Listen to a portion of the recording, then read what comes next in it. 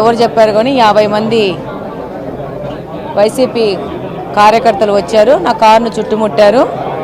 వాళ్ళు వాళ్ళ ఫోటోలు ఏదో తీసామని అడిగారు. నేను తీయలేదు. సివిజిల్ యాప్లో సిద్ధం పోస్టర్ని వేయడానికి తీసుకున్నానన్నాను. ఈ లోపల పోలీసులు వాళ్ళే పిలుచుకున్నారంట.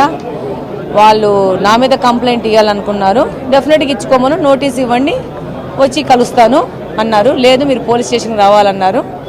ఈ లోపల నేను అంతకంటే ముందు 100కి ఫోన్ చేయడం జరిగింది. ఆ తర్వాత 100 వాళ్ళు వచ్చి మీరు 100కి ఫోన్ చేశారు కదా, దానికి కూడా పోలీస్ స్టేషన్కి రమ్మన్నారు. 100కి ఫోన్ చేసింది, నన్ను అల్లరిమూక అడ్డగించింది వైసీపీ. నన్ను క్లియర్ చేయండి అని హెల్ప్ లైన్కి ఫోన్ చేశాను. సో హెల్ప్ లైన్ వచ్చి నాకు హెల్ప్ చేయాలంతే. వాళ్ళ ఉద్దేశము నన్ను పోలీస్ స్టేషన్ తీసుకెళ్లేసి నన్ను సతాయించి హరాస్మెంట్ చేయాలనేది వైసీపీ వాళ్ళకి మద్దతు ఇస్తున్న పోలీసు వాళ్ళది లక్ష్యం. దాన్ని నేను ససేమిరా వద్దాను. నువ్వు కంప్లైంట్ పెట్టుకుంటే కంప్లైంట్ పెట్టుకో, ఏదన్నా పెట్టుకో. సివిజిల్ యాప్లో మాత్రం నేను పోస్టర్ వేస్తానని చెప్పాను, వేసాను. డెఫినెట్గా దాని మీద యాక్షన్స్ కూడా జరిగినాయి. దీని మీద ఎలక్షన్ కమిషనర్ కూడా కంప్లైంట్ ఇస్తాను. ఈ విధంగా ఏ సివిలియన్ ఇక్కడ నేను కడప నియోజకవర్గ అభ్యర్థిగా పక్కన పెట్టేయండి. నేను ఐఎంఏ సిటిజన్. ఆంధ్రప్రదేశ్లో కోడ్ ఉంది.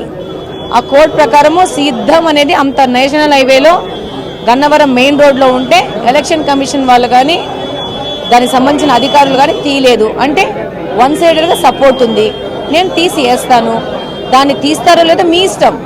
యాజ్ ఏ సిటిజన్, ఒక పౌరురాల్లాగా నేను చేసే పని నేను చేసుకొని వెళ్తాను, అంతే నాకు సంబంధం.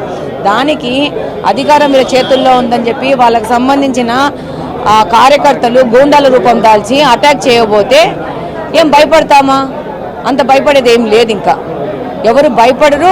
నేను కూడా ప్రజలకు ఒకటే చెప్పాను, ఎవరు భయపడాల్సిన అవసరం లేదు. మీకు ఎక్కడైనా కానీ కోడ్ని ఉల్లంఘిస్తూ ఉంటే వాళ్ళ మీద మీరు ఫోటో తీసి సివిజిల్ యాప్లో వేయండి అని చెప్పి నేను కూడా ఈ సందర్భంగా విజ్ఞప్తి చేసుకుంటున్నాను. ఎందుకంటే